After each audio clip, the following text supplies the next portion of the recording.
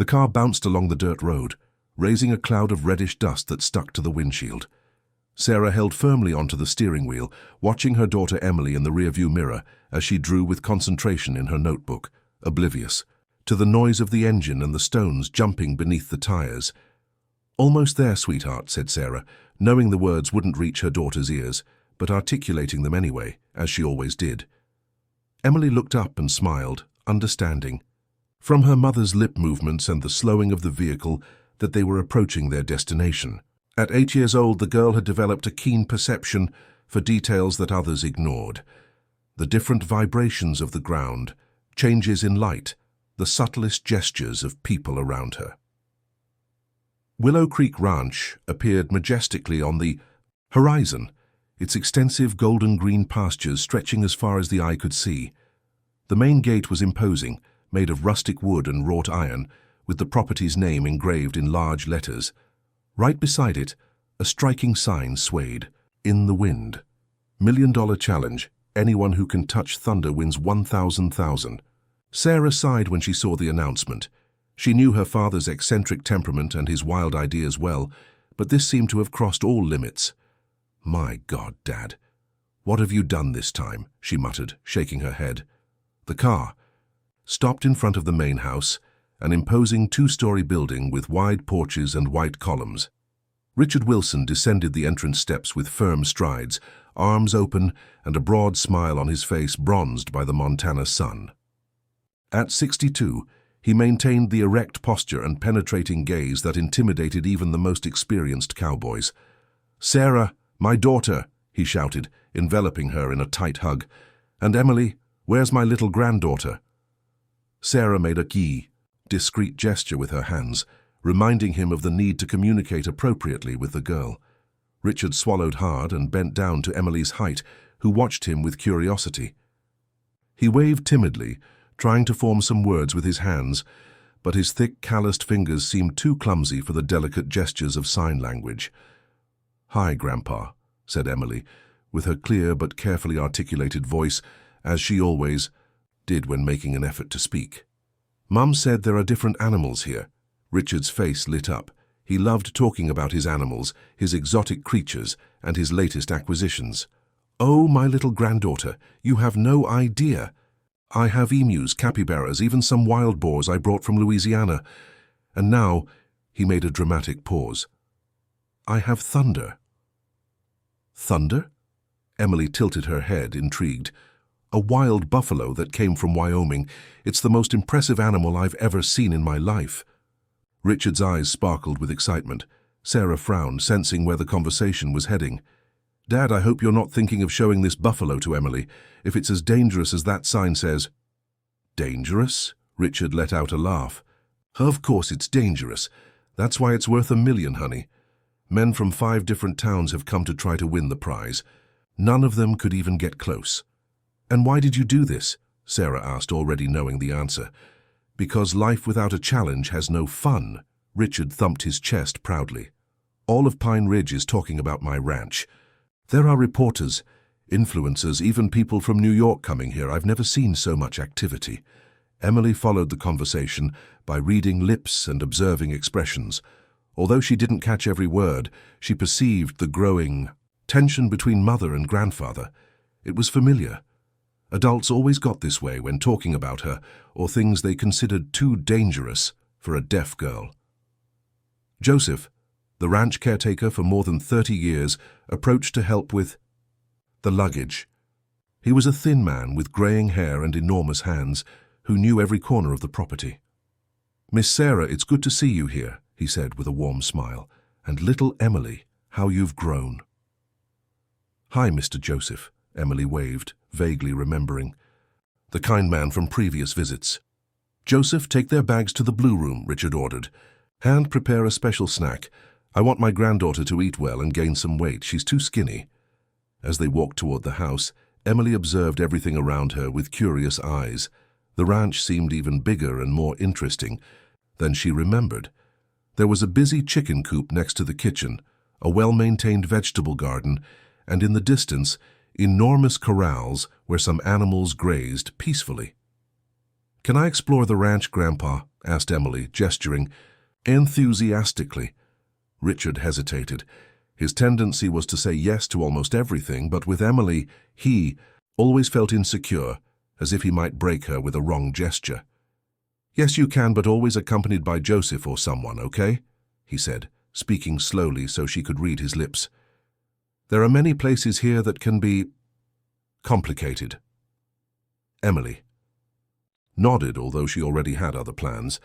She had always liked exploring alone, discovering secrets that adults hid. And now there was a new mystery, this thunder that had everyone so excited. While Sarah and Richard continued talking on the porch, discussing the controversial challenge and its implications, Emily went up to the room she would share with her mother. From the window she could see the distant corrals and a part of the ranch she didn't yet know. There was something different in the air of that place, an energy she could feel through the vibrations in the ground, the changes in the light filtering through the curtains. It was as if the ranch held secrets waiting to be discovered, and Emily had always been very good at discovering secrets. If this story interested you, don't forget to subscribe to our channel and hit like. Tell us which city you're watching from. We continue. The next day dawned with a clear golden sky, typical of Montana. Emily woke before everyone else, as she always did. The silence that had accompanied her since birth didn't prevent her from feeling the different energy pulsing through the ranch.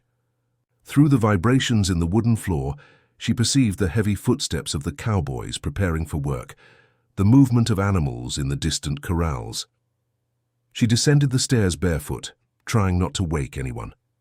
In the kitchen she found Joseph preparing coffee, the strong aroma mixing with the smell of fresh bread. "Good morning, little one," he said, smiling when he saw her. "You're up early today."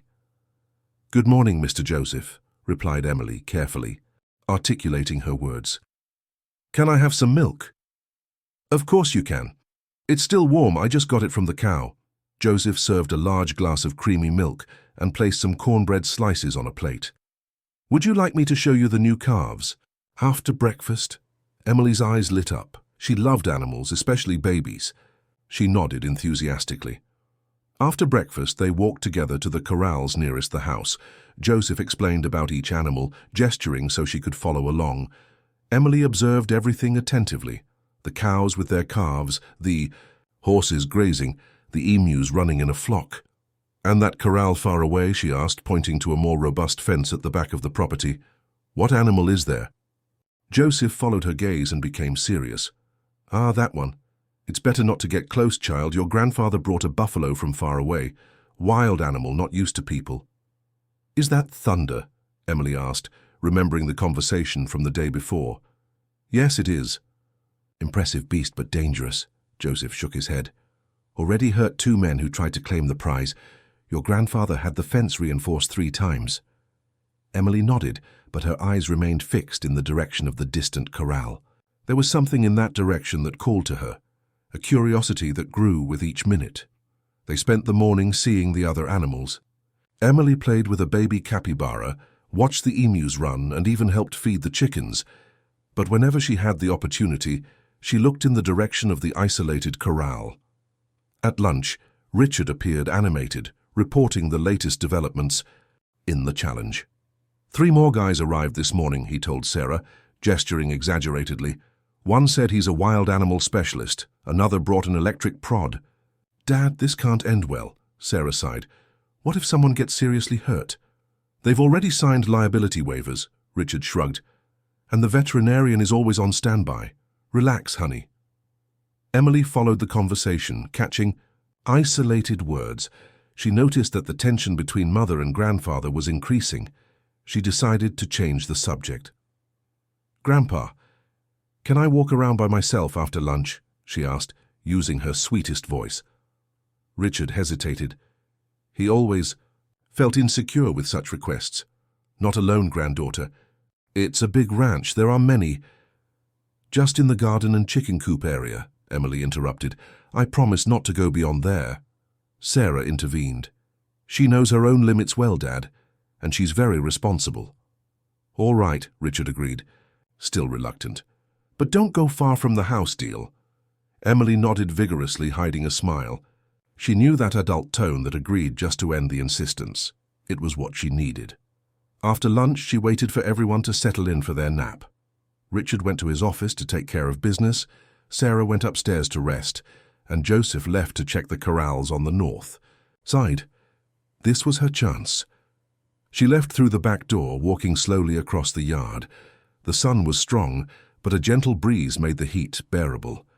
She initially headed toward the garden, as she had promised, but then changed course, following a trail that led to the more distant corrals. With each step, she felt the vibrations change in the ground. There was something different about that part of the ranch, a more intense energy. She passed some empty corrals, others with cattle resting in the shade of leafy trees. Finally, she reached the isolated corral. It was larger than she had imagined, surrounded by high boards reinforced with barbed wire. Inside was an ancient and imposing tree that offered generous shade. And under the tree, standing like a statue, was Thunder. Emily held her breath. The buffalo was magnificent. Black as night, with curved and imposing horns, defined muscles under the shiny coat. But what impressed her most were the eyes. They weren't wild or aggressive eyes as she had expected.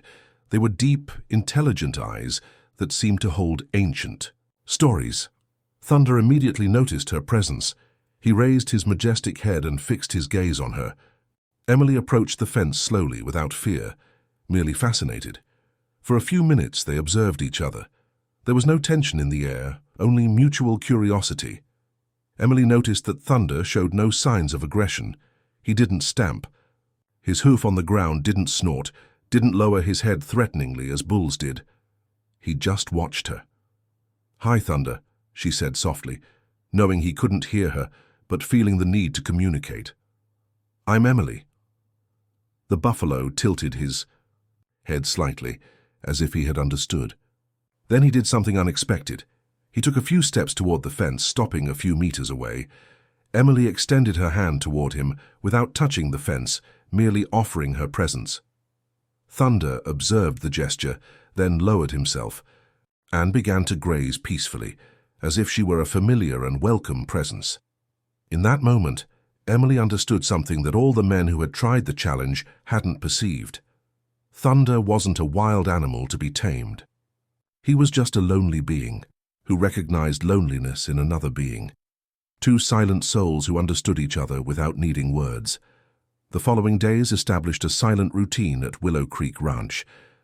Every morning, Emily woke up early, had breakfast with Joseph, and then found an excuse to move away from the house, always in the same direction, always with the same destination, Thunder's Corral.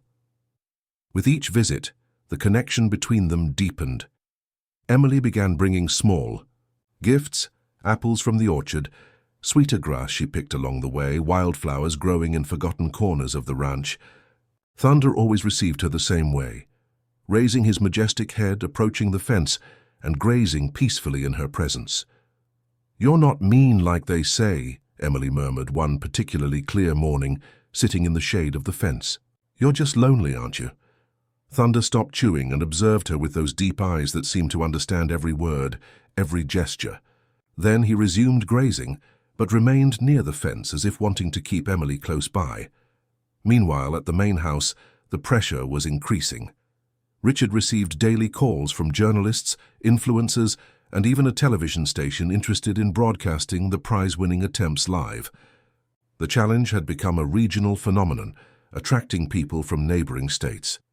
"Dad, this is getting out of control," said Sarah during lunch, concerned. 15 people arrived yesterday. 15. Our house has turned into a circus."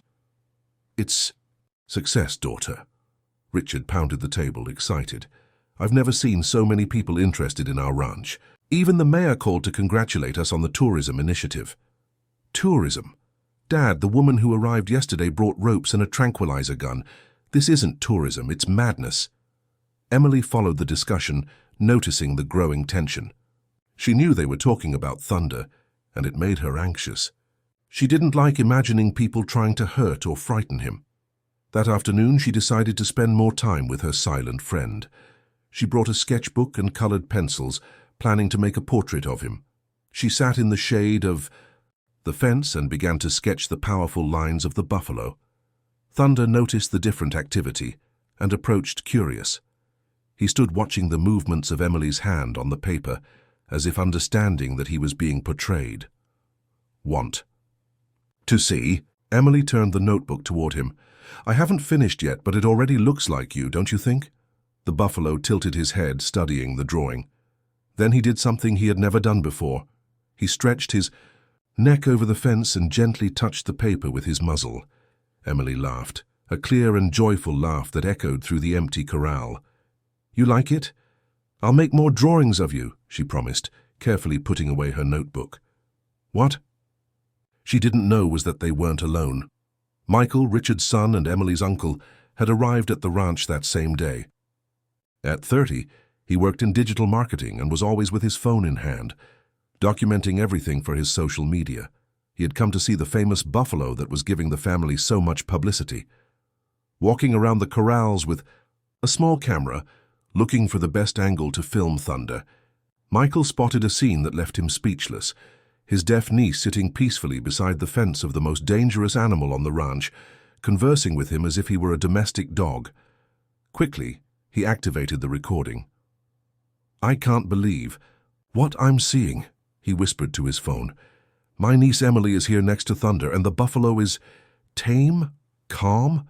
Folks, this is impossible. He continued filming as Emily showed the drawing to Thunder and laughed at his reaction. The scene was both touching and surreal, a small girl and an immense buffalo in perfect harmony. When Emily stood to leave, she waved to Thunder and said, Bye, big guy. I'll come back tomorrow, okay? Thunder followed her with his gaze until she disappeared around the bend in the path. Michael stopped recording with his heart racing. He had something extraordinary in his hands, but also potentially dangerous. He decided to seek out his father immediately. He found Richard in the office, speaking on the phone with yet another challenge candidate. Dad, you need to see this, said Michael, showing his phone. Richard hung up the phone and watched the video in silence. His expression changed from astonishment to concern, then to something close to panic. My God in heaven, he muttered. How long has this been happening? Don't know, but from the way they interact, it's not the first time, Michael observed. Dad, she's in terrible danger. Where is Emily now? Asked Richard, already standing up. I saw her heading back to the house a few minutes ago. Richard left the office like a hurricane, climbing the stairs, shouting, Sarah! Sarah, come down! Here right now. Sarah appeared on the porch, still drowsy from her nap. What is it, Dad? Why are you shouting? Your daughter... Richard took a deep breath, trying to control himself. Your daughter has been visiting Thunder, alone, for days. What? Sarah turned pale. That's impossible. She promised she would stay near the house. Michael filmed everything. Richard showed his phone. Look at this. Sarah watched the video with her heart in her mouth. Seeing her daughter so close to an animal that had injured grown men left her desperate. Emily, she shouted. Emily, come here right now. The girl appeared in the kitchen, still with grass on her clothes and dirt on her shoes. She immediately realized something was wrong from the furious expression on her grandfather's face and the desperation in her mother's eyes. Emily, I need you to be very honest with me, said Sarah, kneeling to her daughter's height. Have you been visiting the buffalo? Emily lowered her eyes. She didn't like to lie, but she also knew adults wouldn't understand. He's not dangerous, Mum, she said softly. He's just lonely. Not dangerous, Richard exploded. Girl, this animal broke 2 men's ribs. He could have killed you. The word echoed in the air like a gunshot. Sarah closed her eyes, breathing deeply. From now on, said Richard, trying to control his voice, you are forbidden to go out alone. You will always be accompanied, understood? Tears welled up in Emily's eyes. But Grandpa... No buts! Richard pounded his fist on the table. And if you go near that corral again, I'm sending you both back to Denver today. Emily looked from her mother to her grandfather, then to her uncle, who observed everything in silence. She understood that she had lost the battle, but she wasn't willing to lose the war. She ran up to her room, where she threw herself on the bed and cried silently, thinking of the friend who remained alone in the corral, waiting for a visit that might never come again. 3 days passed since the discovery, and Willow Creek Ranch had transformed into a prison for Emily.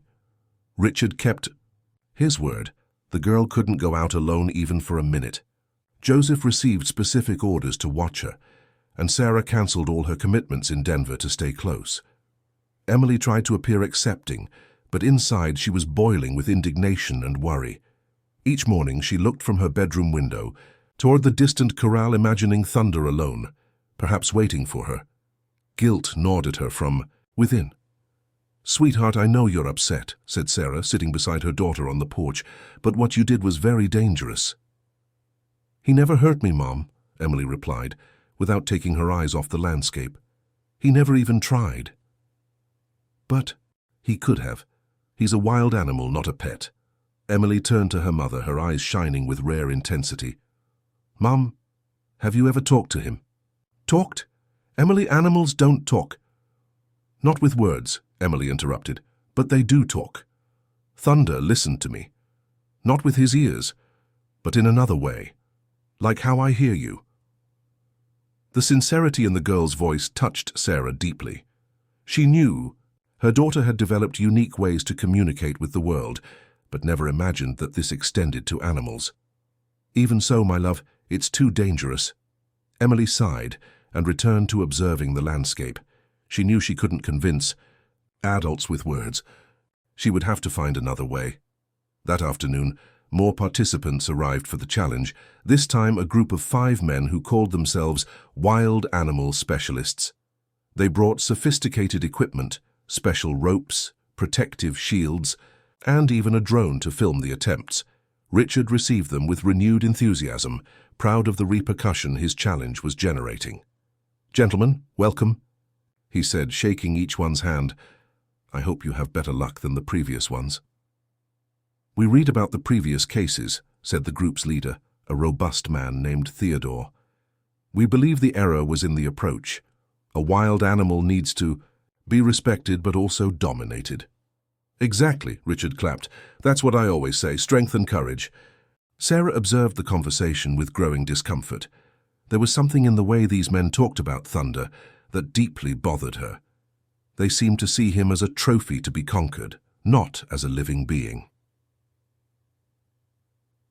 Emily also witnessed the arrival of the new candidates. Hidden at the window, she observed the equipment they carried and felt her heart tighten. These men seemed more determined and organized than the previous ones, and this meant that Thunder could be in real danger. That night during dinner, Michael commented on the challenge's repercussions on social media. "Dad, the reach is incredible. The videos already have more than 2 million views," he said, showing graphs on his phone. "People are commenting from all over the world." "And Emily's video?" asked Richard, lowering his voice.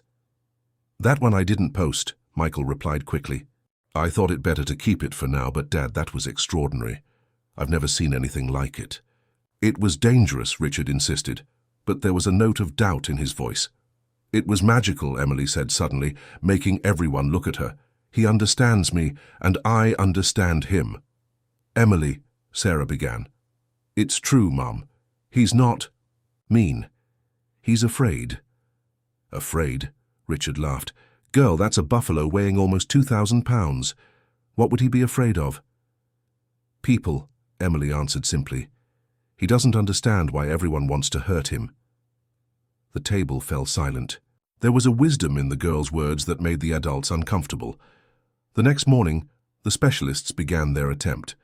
Emily managed to convince Joseph to let her watch from a distance, promising to stay far away and accompanied. What she witnessed made her cry. The men surrounded the corral with military strategy. They used the drone to fly over Thunder, trying to scare him and force him to move. When that didn't work, they entered the corral in formation, with shields and ropes. Thunder reacted like he had never reacted before. He snorted loudly, stamped his hooves on the ground, and charged at the group. But it wasn't pure aggression. Emily realized it was desperation. The animal was terrified by the coordinated invasion of his space. The attempt lasted only 10 minutes. 2 men came out injured. Not seriously, but enough to be taken to the doctor. Thunder remained agitated for hours, running from one side of the corral to the other, clearly traumatized. "Enough," shouted Emily, no longer able to contain herself. "You're scaring him." Richard turned to her, surprised by her firm tone. "Emily, go back to the house now." "No!" For the first time she directly disobeyed. "You don't understand anything. He's not a monster." "Emily," Sarah approached, trying to calm her. "Mum, he's suffering." Tears streamed down the girl's face. "He doesn't want to hurt anyone. He just wants to be left in peace." Joseph approached gently. "Child, let's go back to the house. Your grandfather is angry."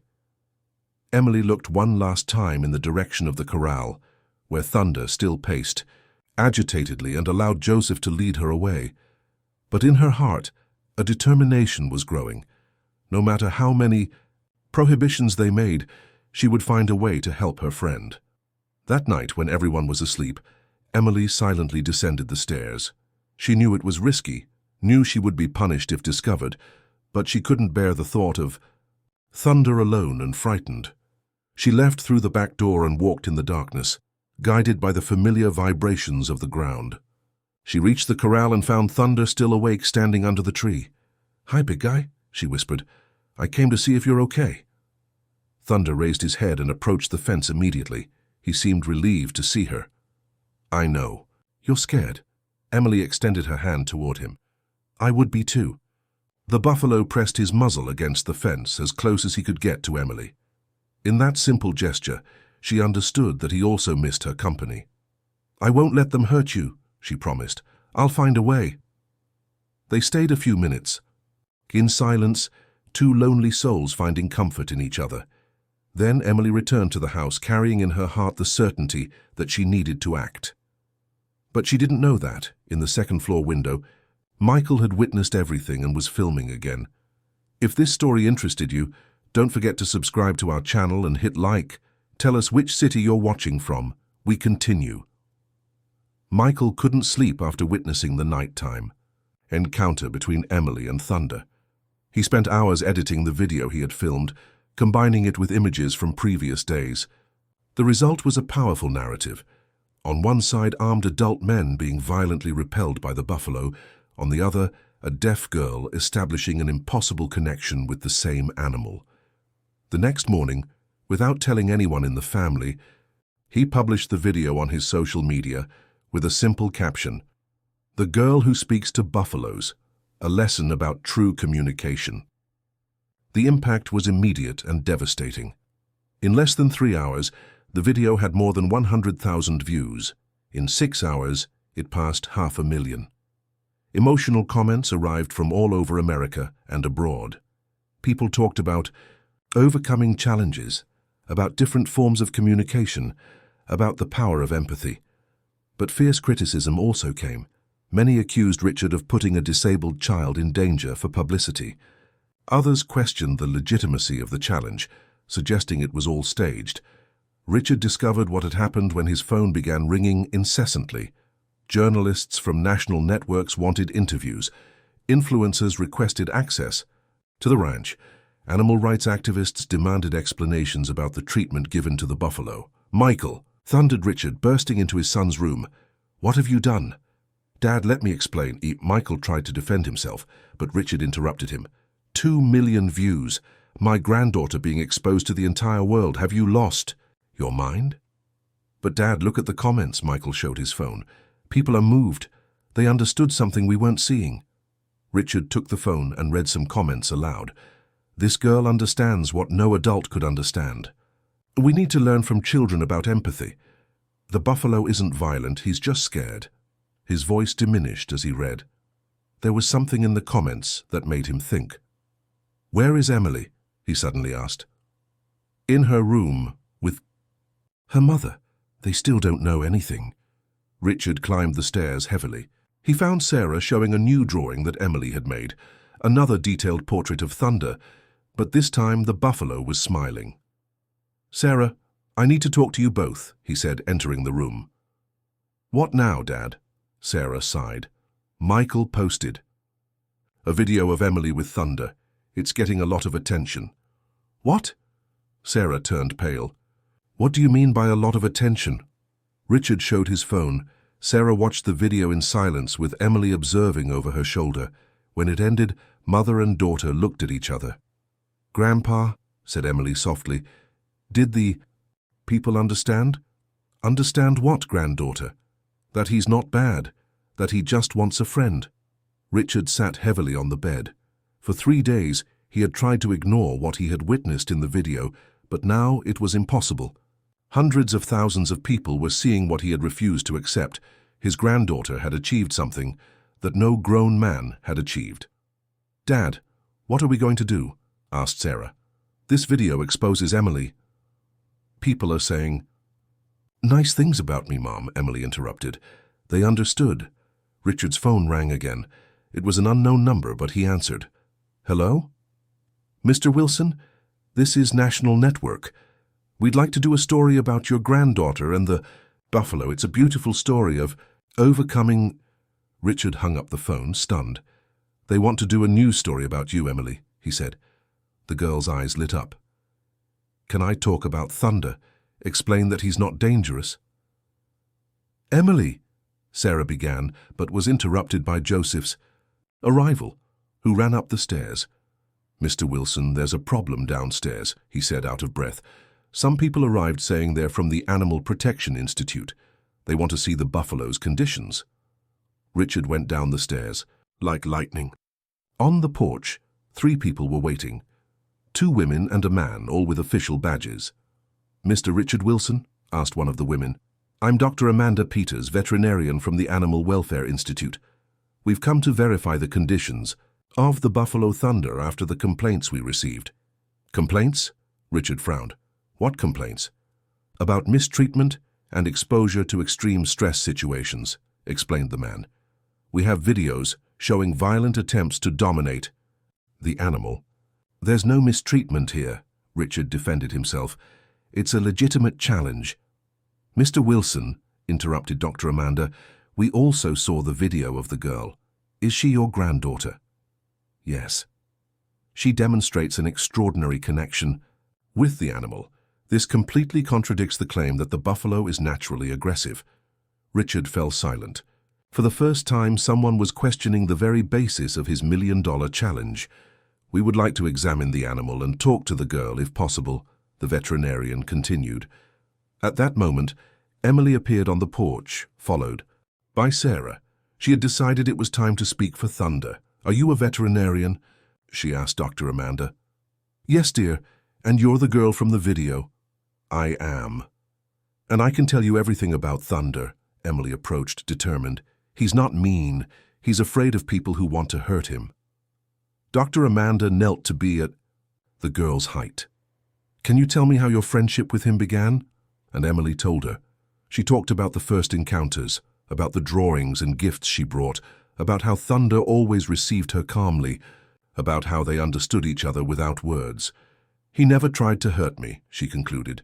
"Not once. He's gentle with me." The veterinarian turned to Richard with a serious expression. "Mr. Wilson, this animal shows clear signs of social selectivity. This means he chooses with whom to interact peacefully. The fact that he accepts the girl and violently rejects adults suggests trauma or extreme stress." "You mean—" Richard hesitated. "I mean that perhaps the problem isn't the buffalo being naturally aggressive, but rather the way he's being approached," Dr. Amanda was clear. "And your granddaughter might be the key to understanding how to help this animal." Richard looked at Emily, who was watching him with hope in her eyes. For the first time, he began to question whether the challenge he had created wasn't actually terrorizing an animal that needed care, not domination. The phone rang again. This time he didn't answer. The afternoon brought changes in the air that everyone could feel. Heavy, dark clouds began to form on the horizon, and the wind that blew carried the characteristic moisture of a strong storm. Joseph observed the sky with concern and sought out Richard. "Sir, there's going to be a big storm tonight," he said, pointing to the clouds, "and there's a serious problem." "What problem?" asked Richard, still shaken by the visit from the inspectors, and the repercussions of the video. "The tree in Thunder's corral. It's very old, and with this wind, if lightning strikes it, it could collapse on the animal." Richard looked in the direction of the distant corral. The century-old tree that offered shade to Thunder really did seem fragile in the face of the bee. Approaching storm. "What if we take the buffalo out of there?" he suggested. "To where?" Joseph scratched his head. "It would have to be to the covered stable, but nobody can get close enough to guide him." The words hung in the air like a revelation. Nobody could get close to Thunder, nobody except— "Dad," said Michael, approaching the two. "The comments on the video keep coming. People are offering money to come meet Emily and Thunder. There's even a documentary proposal." "Michael, now is not the time," Richard pushed his son away with an impatient gesture. "But Dad, people are talking about something very serious. A veterinary professor commented that cases like this are rare, that Emily might have a special gift with animals." "Gift?" Richard repeated the word, thoughtful. Dr. Amanda, who had spent the afternoon examining Thunder from a distance, approached the group. "Mr. Wilson, I've observed the buffalo's behavior for 3 hours," she said. "He shows clear signs of anxiety and isolation. It's not natural aggression, it's exaggerated defense." "And what does that mean?" asked Sarah, who had arrived with Emily. "It means he was probably separated from his original group in a traumatic way. Buffaloes are social animals, and when isolated they can develop extreme defensive behaviors." Emily listened attentively, understanding every word. "He misses his family?" she asked.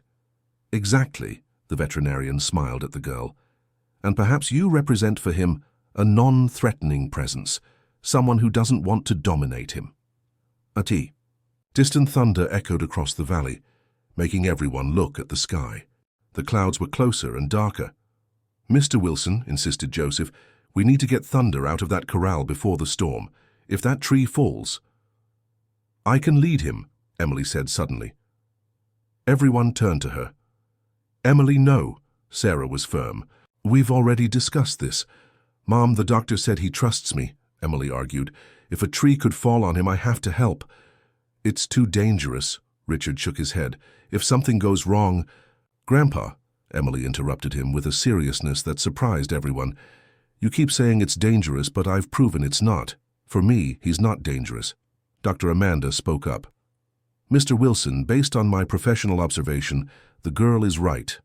The animal demonstrates completely different behavior in her presence. It would be as if she spoke his language." "But if something goes wrong?" Sarah was visibly distressed. "If he startles, if he scares her, if—" "Mom," Emily took her mother's hand. "I don't get startled when someone shouts at me because I can't hear.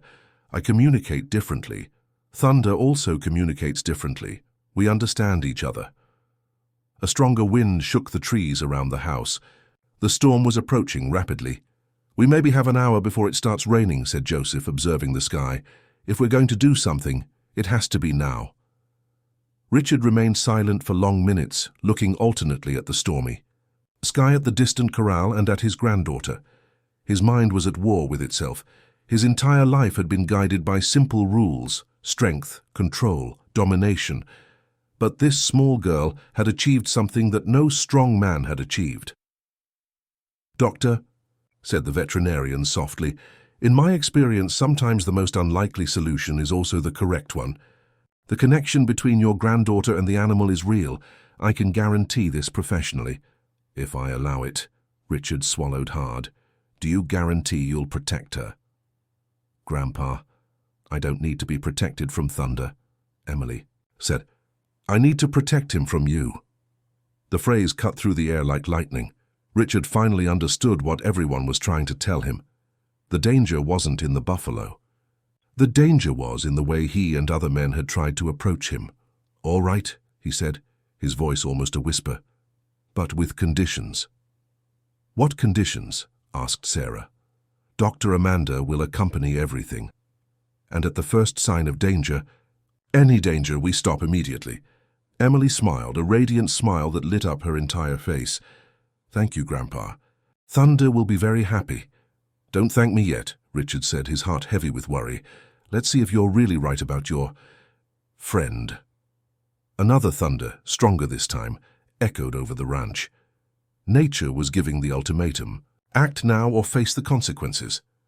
Everyone headed to Thunder's corral as the first raindrops began to fall. The tree swayed dangerously in the wind, and Thunder walked agitatedly from one side to the other, clearly disturbed by the change in weather. "Emily," said Richard, kneeling before his granddaughter, "if you feel anything strange, any change, in his behavior, you run, promise?" "I promise, Grandpa, but he won't hurt me. He's afraid of the storm, that's all." Richard looked at his 8-year-old granddaughter, deaf, small, and apparently fragile, and realized that she might be the bravest person he knew. The rain began to fall harder, and the moment of truth arrived. The rain was falling with increasing intensity when the group arrived at Thunder's corral. The century-old tree swayed dangerously in the wind, its thick branches groaning under the force of the storm. Lightning illuminated the distant sky, and thunder echoed ever closer. Thunder was visibly agitated. He paced from one side of the corral to the other, snorting softly, with wide eyes observing the dark clouds. When he noticed the approaching group of adults, he retreated under the tree, positioning himself defensively. "He's afraid," said Emily, observing the buffalo's behavior. "Not of you, of the storm." "Are you sure you want to do this, sweetheart?" asked Richard, his voice laden with anxiety. "I am," Emily replied, but for the first time there was a slight hesitation in her voice. The storm was stronger than she had imagined, and Thunder seemed more frightened than she had ever seen him. Dr. Amanda checked the safety equipment they had brought. "I have a tranquilizer dart here if necessary," she said, showing a special gun, "but I'll only use it as a last resort." "It won't be necessary," Emily said with renewed firmness. "He trusts me." Sarah held her daughter's hand. "My love, if you feel anything strange—" "I'll run, Mom, I promised." A strong lightning bolt cut across the sky, immediately followed by a deafening thunder. The tree swayed violently, and some dry branches fell to the ground. Thunder snorted loudly and positioned himself even more defensively. "We don't have much time," said Joseph, observing the tree. "It won't hold much longer." Emily took a deep breath and approached the corral gate. All the adults stayed behind, as agreed except for Dr. Amanda, who remained close enough to intervene if necessary. "Hi, Thunder," said Emily softly, even knowing he couldn't hear her. "It's me." The buffalo raised his head in her direction. Even with the storm, even with the fear, his eyes softened upon recognizing her. He took a few steps toward the fence, but maintained a cautious distance. "I know you're scared," Emily continued, making slow gestures with her hands. "I'm a little scared too, but we're going to get out of here together, okay?" Behind her, Richard watched with his heart in his throat. All the men who had tried the challenge were strong, experienced, determined. But none had managed to get Thunder to take even a step toward them. His granddaughter, small and delicate, had the animal responding to each gesture. Emily slowly opened the gate. The creaking of the metal was muffled by the sound of the rain, but Thunder noticed the movement. He snorted once but didn't retreat. "Easy, big guy," she said, entering the corral. "I'm going to come close to you, okay?" The adults held their breath. Emily was inside the corral, just a few meters from a buffalo weighing almost 2,000 pounds that had knocked down grown men. But Thunder showed no aggression. He observed her attentively, moving his ears in her direction, as if trying to catch some familiar sound. "Good afternoon," said Emily, approaching closer. "I brought something for you." She took an apple from her pocket that she had gotten from the kitchen. Thunder saw the fruit and visibly relaxed. It was a familiar gesture, something that connected this frightening moment with the peaceful days they had shared. He approached slowly and gently took the apple from Emily's hand. The simple gesture broke the tension that dominated the corral. "Now, let's get out of here," said Emily, gently caressing Thunder's muzzle. "That tree could fall on you." As if understanding the danger, Thunder looked at the tree that swayed violently. Then he looked at Emily, waiting. "Come with me," she said, starting to walk toward the gate. Thunder hesitated for a moment. Leaving. The corral meant entering unknown territory, away from the familiar safety of the tree. But Emily waited patiently, extending her hand toward him. "I'm here," she said. "I won't leave you alone." Then something happened that all those present would remember for the rest of their lives. Thunder took the first step, then the second, and he began to follow Emily toward the exit of the corral. "My God," murmured Dr. Amanda. She really did. Toaster, the journey to the covered stable was only 50 meters, but it seemed like an eternity. Emily walked slowly, always checking if Thunder was following her. The buffalo kept beside her, sometimes even moving ahead, as if he knew exactly where they needed to go. The rain fell heavily on both of them, soaking them completely. Emily wasn't afraid of slipping, as she felt through her feet the vibrations of Thunder's heavy steps beside her. It was as if they were dancing a silent dance, where each movement was coordinated by mutual respect. When they reached the stable, Thunder entered without hesitating. The place was spacious, dry, and safe. There was fresh hay and a trough with clean water. For the first time in weeks, the buffalo seemed truly relaxed. Emily closed the stable gate and turned to Thunder. "There," she said, smiling. "Now you're safe." Thunder approached the inner fence and, to everyone's amazement, rested his head on Emily's arm. It was a gesture of affection, of gratitude, of recognition. "Thank you," whispered Emily, "for trusting me." At that moment, a particularly strong lightning bolt illuminated the sky, followed by a deafening thunder. Everyone looked toward the corral where Thunder had been previously and saw the century-old tree sway violently one last time before collapsing with a dull thud. Exactly where Thunder would have been if not for an 8-year-old deaf girl who spoke the language of the heart. Richard observed his granddaughter, small and wet, standing next to the buffalo that had intimidated dozens of men. And he understood that the true challenge had never been to touch Thunder. The true challenge was learning to listen. The storm passed during the night, leaving the air clean and fresh at Willow Creek Ranch. Emily woke up early, as always, but this time with a different feeling in her chest. It was as if something important had been resolved, as if a silent song had finally found its harmony. She went down for breakfast and found Richard already in the kitchen, looking out the window toward the stable where Thunder had spent the night. "Good morning, Grandpa," she said, approaching him. "Good morning, my brave little granddaughter." Richard turned to her with a different smile, softer than she had ever seen.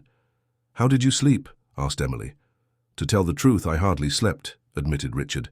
"I was thinking about everything that happened. Yesterday." Sarah came down the stairs at that moment, followed by Dr. Amanda, who had spent the night at the ranch to observe Thunder after the move. "So, Doctor?" asked Sarah. "How is he?" "Much better," replied the veterinarian with a smile. "He slept deeply, ate well, and is visibly more relaxed. The change of environment did him a lot of good." "Can I visit him?" asked Emily anxiously. "Of course you can," said Richard. "In fact, I think he's waiting for you." They walked together to the stable. Thunder was peacefully grazing on the hay, but raised his head immediately upon seeing them approach. His eyes searched for Emily, and upon finding her, he moved to the fence. "Hi, big guy," said Emily, extending her hand to pet him. "How was your first night in your new home?" Thunder pressed his muzzle against her hand, a gesture that had already become familiar, but still impressed the adults. "You know, granddaughter," said Richard, observing the interaction, "I spent the night thinking about something." "About what, Grandpa?" "About the challenge, about everything that happened these weeks." Emily turned to him, curious. "I created that challenge thinking I knew exactly what was needed to touch Thunder," continued Richard. "Strength, courage, determination, things I've always considered important." "And aren't they important?" asked Emily. "Yes, they are, but they're not the only important things." Richard approached the fence. "You taught me that sometimes true courage is being gentle, that sometimes true strength is knowing how to listen." Dr. Amanda spoke up. "Mr. Wilson, I'd like to make a proposal." "What proposal?" "Emily has demonstrated a rare ability with animals. With your permission, I'd like to invite her to participate in a special program we've developed for children with disabilities who demonstrate exceptional aptitudes." Emily's eyes lit up. "Would it be like a special school?" she asked.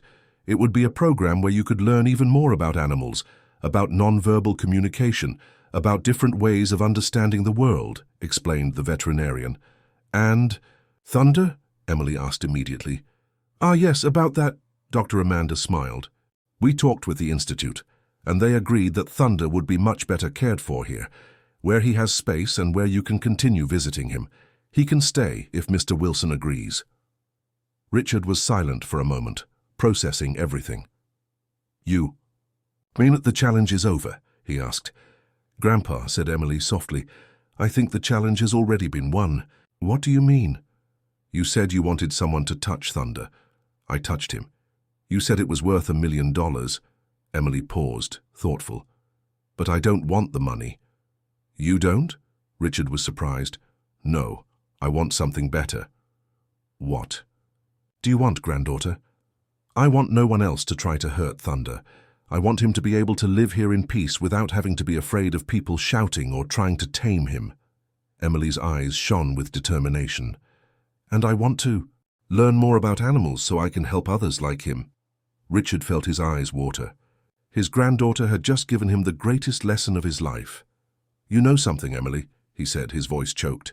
You are much wiser than I am. At that moment, Michael arrived running with his phone in hand. Dad, you need to see. This, he said, breathless. Yesterday's video, the response is unbelievable. What video? Asked Sarah. I filmed everything yesterday during the storm. Emily leading Thunder, the tree falling. Michael showed his phone. It already has 5 million views and messages from all over the world. And what are people saying? Asked Richard. That Emily is an example of courage, that there are no limitations when there is true love, that she taught a lesson everyone needed to learn. Michael read the comments. People are offering scholarships, incredible opportunities.